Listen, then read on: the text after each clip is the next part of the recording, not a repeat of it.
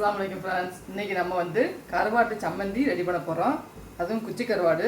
எந்த கருவாடுனாலும் பரவாயில்ல. நான் இன்றைக்கி குச்சி கருவாட்டில் சம்மந்தி ரெடி பண்ண போகிறேன். அது எப்படி பண்ணலாங்கிறத பார்த்துடலாம். ஃபஸ்ட்டு கருவாடை நல்லா சுடுதண்ணியில் போட்டு நல்லா கழுவி எடுத்துக்கோங்க. நம்ம இதை எண்ணெயில் நல்லா பொரிச்சு எடுத்துருவோம். இது கூட கருவேப்பிலை சேர்த்துடலாம். இந்த மாதிரி ஒரு கையளவு சேர்த்துக்கோங்க. பற்றி நல்லா வாசனையாக இருக்கும். இதே நல்லா வதக்கி எடுத்துடலாம். இந்த மாதிரி நல்லா மொறுன்னு வறுத்தெடுத்த பிறகு இதை எடுத்து நம்ம ஓரமாக வச்சிடலாம். அடுத்தாப்பில் வந்து தேங்காவை நல்லா சுட்டு எடுத்துக்கிடுவோம். நல்லா தேங்காவை நல்லா உங்களுக்கு எவ்வளோ தேங்காய் தேவையோ அந்த அளவுக்கு எடுத்துக்கோங்க.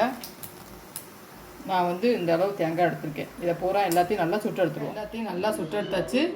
இதை நல்லா க்ளீன் பண்ணிவிட்டு அடிப்பகுதியில் தோலையெல்லாம் எடுத்துகிட்டு நம்ம இதை அரைக்க ஆரம்பிச்சிடலாம். நம்ம வறுத்து வச்சுருக்கிற கருவாடை ஃபஸ்ட்டு சேர்த்துடலாம் ஜாரில்.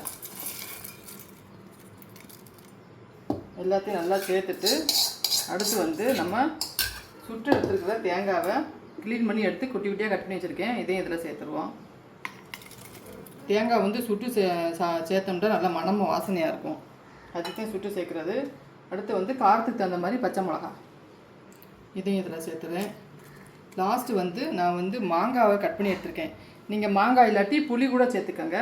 மாங்காய் சேர்த்தோம்னா கொஞ்சம் மணமாக இருக்கும். அதனால் நான் மாங்காய் சேர்த்துக்கிறேன். நல்லா சேர்த்துட்டு எல்லாத்தையும் நல்லா ரொம்ப மையாக அரைக்காமல் கொஞ்சம் குறப்பாக கொஞ்சம் அரைச்சிருக்கேன். கேரளா ஸ்பெஷல் நம்மளுடைய நெத்திலி கருவாடு சம்மந்தி சூப்பராக ரெடி ஆகிடுச்சு. நல்லா புளிப்பு உரப்பு காரமாக அழகாக ரொம்ப டேஸ்ட்டாக இருக்குது.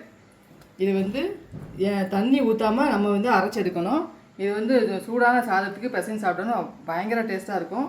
நீங்களும் வீட்டில் ட்ரை பண்ணி பாருங்கள். மறக்காமல் லைக் பண்ணி ஷேர் பண்ணி சப்ஸ்கிரைப் பண்ணிடுங்க. அஸ்ஸலாமு அலைக்கும்.